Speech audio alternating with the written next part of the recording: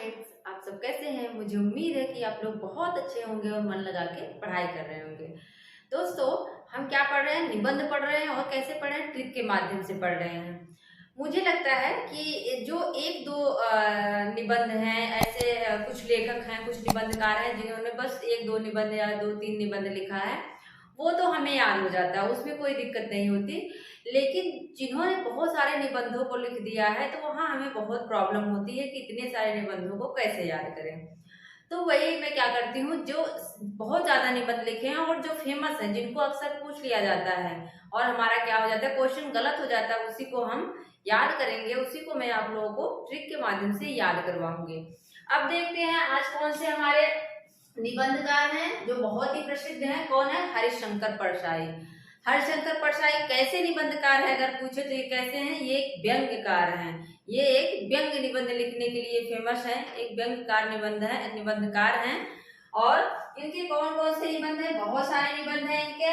और याद कैसे करेंगे, अभी देखना आप लोग कि हम इसको कैसे अभी तुरंत याद कर लेंगे। देखते हैं। इनके निबंध है पगडंडियों का जमाना। पहले हम सारे निबंध को क्या करते हैं, पढ़ लेते हैं। पगडंडियों का जमाना, जैसे उनके दिन फिरे सदाचार की ताबीज, शिकायत मुझे भी है, ठिठुरता हुआ गणतंत्र, अपनी अपनी बीमारी, वैश्यों की फिसलन, विकलांग श्रद्धा का दौर, भूत के पांव पीछे, बेईमानी की परत, सुनो भाई साधो, तुलसीदास चंदन से, कहत कबीर, हंसते हैं रोते हैं तब की बात और थी, पाखंड का अध्यात्म, आवारा भीड़ के खतरे, प्रेमचंद के फटे जूते। मैंने सन भी कुछ का लिखा है, सबका नहीं लिखा है, क्योंकि हमें सन क्या है, सबका नहीं याद करना है। आप चाहें तो जो मैंने मेन लिख दिया उसके सन याद कर सकते हैं। जैसे यहाँ ये 66 का है, तो ये 63 का और ये 67 का। हमें सारे समय को लेके परेशान नहीं होना है। अब देखते हैं कैसे याद करेंगे। पगडंडियों का जमाना, हरिशंकर परसाई, ये हरिशंकर नाम के व्यक्ति हैं। वो कहाँ चल रहे हैं? पगडंडियों, मतलब पगडंडी जो खेत होता है, उसकी जो उसका जो पतला सा रास्ता होता है, हम लोग उसको मेड़ बोलते हैं। अपनी क्षेत्रीय भाषा में क्या करते हैं, मेड़ कहते हैं, मेड़। लेकिन वो क्या है, उसको पगडंडी कहा जाता है। जो पतली सा एकदम पतला सा रास्ता होता है, पगडंडियों का जमाना। हरिशंकर नाम का एक व्यक्ति है, उसका कैसा जमाना है? वो पतले से रोड पर चल रहा है, पगडंडियों का जमाना है। लेकिन क्या है, जैसे उनके दिन फिरे, लेकिन उनका जमाना पहले कुछ और था, लेकिन फिर उनका क्या है, उनके दिन फिर गया, मतलब उनका दिन बदल गया। सदाचार की ताबीज, क्योंकि उनको सदाचार की क्या मिल गई? ताबीज मिल गई। उनको क्या मिल गई? ताबीज। पहले के लोग क्या होते थे, अभी तो हालांकि सब पढ़े लिखे हो गए, लेकिन कहीं अभी भी ये आडंबर है कि ताबीज बांधने से हमें धन की प्राप्ति हो जाएगी या कुछ और मिल जाएगा। बहुत सारे अभी आडंबर हैं। तो इनको क्या हुआ कि इनको सदाचार की एक ताबीज मिल गई। इनके दिन फिर गए हैं इनको, क्योंकि एक ताबीज मिल गई। ताबीज मिलने के बाद में कह रहे हैं शिकायत मुझे भी है, मतलब ताबीज इन्होंने बांध दिया, फिर भी कह रहे हैं शिकायत, अभी भी मुझे शिकायत है और मैं ठिठुर गया हूँ। ठिठुरता हुआ गणतंत्र, मुझे अभी भी शिकायत है, मैं ठिठुर चुका हूँ। और ठिठुरा कैसे हूँ? अपनी अपनी बीमारी से।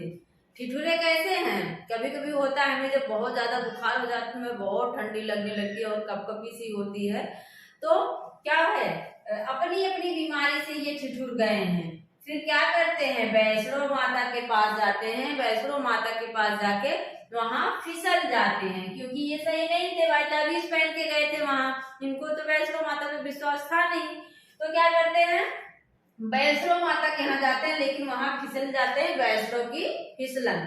इसके बाद फिसलने के बाद क्या होता है, विकलांग हो जाएंगे। फिसलने के बाद क्या हो जाएगा, विकलांग श्रद्धा का दौर, मतलब वो फिसल गए जाके वहां। तो उसके बाद कौन सा निबंध आ रहा है, विकलांग। वो फिर विकलांग हो गए, और विकलांग जब हुए तो भूत के पांव के पीछे, भूत के पांव की तरह उनके क्या हुए, पांव जो है कैसे हो गए, पीछे हो गए। जब वो फिसल गए, विकलांग हुए, और विकलांग हुए तो उनके पांव क्या हुए, पीछे हो गए। अब फिर क्या, ऐसा क्यों हुआ? क्योंकि बेईमानी की परत, उनके अंदर क्या थी, बेईमानी थी। फिर उनको वहां पे जो पंडित थे मंदिर के, क्या कहते, सुनो भाई साधो, क्योंकि वो हरिशंकर परसाई थे तो उनको कहते हैं, वहां का जो पंडित रहता है वैष्णो माता के मंदिर का, कहता है सुनो भाई साधो, क्या करना है तुम्हें, तुलसीदास चंदन घिसे, तुम भी तुलसीदास की तरह चंदन घिसो, यही कबीर भी कहते हैं। सुनो भाई साधो, तुम भी तुलसीदास की तरह चंदन घिसो, यही कबीर भी कहते हैं। हंसते हैं रोते हैं और हंसते रहो, रोना नहीं है, हंसना है रोना नहीं है, हंसते हैं रोते हैं।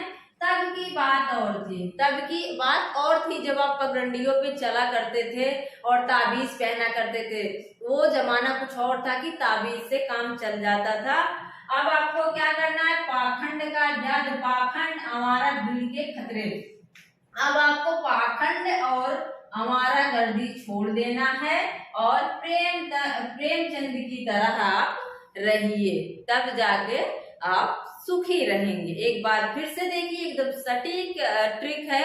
यही रचनाओं को हमने क्या किया, एक स्टोरी की तरह उसको एक स्टोरी बना लिया है, ताकि अगर यहाँ से कोई भी रचना पूछे तो आप तुरंत वहाँ क्लिक कर लो कि हाँ ये हरिशंकर परसाई की रचना है। फिर से देखते हैं, हरिशंकर परसाई है, ये क्या है, हरिशंकर परसाई कहाँ जा रहे हैं, पगडंडियों का जमाना, पगडंडियों पर चल रहे हैं। फिर क्या हुआ, जैसे उनके दिन फिरे, लेकिन उनके क्या हुआ, उनके दिन फिर गए। क्यों फिर गए, क्योंकि उन्हें सदाचार की एक ताबीज मिल गई, एक ताबीज मिल गई। फिर भी कह रहे हैं शिकायत मुझे भी है, ताबीज पहनने से थोड़ी ना कुछ होगा, शिकायत मुझे भी है, क्योंकि मैं ठिठुर रहा हूँ, ठिठुरता हुआ गणतंत्र, ठिठुर रहा हूँ। और क्यों ठिठुर रहा हूँ, क्योंकि अपनी अपनी बीमारी, मुझे अपनी एक बीमारी है। फिर वो वैष्णो माता के पास जाते हैं, वहां फिसल जाते हैं और फिसलने के बाद वो क्या हो जाते हैं, विकलांग हो जाते हैं। फिर क्या होता है, उनका पांव भूत के पांव की तरह उनके पांव क्या हो जाते हैं, पांव पीछे हो जाते हैं, क्योंकि वो क्या थे, बीमारी की परत, उनके अंदर बेईमानी थी। फिर पंडित जी कहते हैं सुनो भाई साधो, हे साधो सुनो, तुलसीदास की तरह चंदन घिसो, यही कबीर भी कहते हैं। और हंसना है रोना नहीं है, हंसते हैं रोते हैं, मतलब हंसना है रोना नहीं है। तब की बात और थी जब आप पगडंडियों पे चल रहे थे, अब पाखंड को और हमारा गर्दी को छोड़ दो और प्रेमचंद के फटे जूते, मतलब प्रेमचंद की तरह आप भी रहना शुरू कर दो। प्रेमचंद के फटे जूते, प्रेमचंद की तरह आप रहना शुरू कर दो और सुखी रहोगे। बस यही क्या है, हमारी ट्रिक है। अगर आप लोगों को याद हो गया होगा तो प्लीज आप लोग मुझे बताएं, आप लोगों को अच्छा लग रहा है, इस तरह से याद हो रहा है तो अगर आप बताते हो, मुझे कमेंट करते हो तो मुझे भी प्रोत्साहन मिलता है और अच्छा लगता है, फिर मैं और ज़्यादा मोटिवेट होती हूँ। फिर अच्छे तरीके से सोचती हूँ कि किस तरीके से आप लोगों को पढ़ाऊँ ताकि याद हो। और मेरा पूरा वीडियो देखने के लिए आप लोगों का बहुत बहुत धन्यवाद, थैंक यू।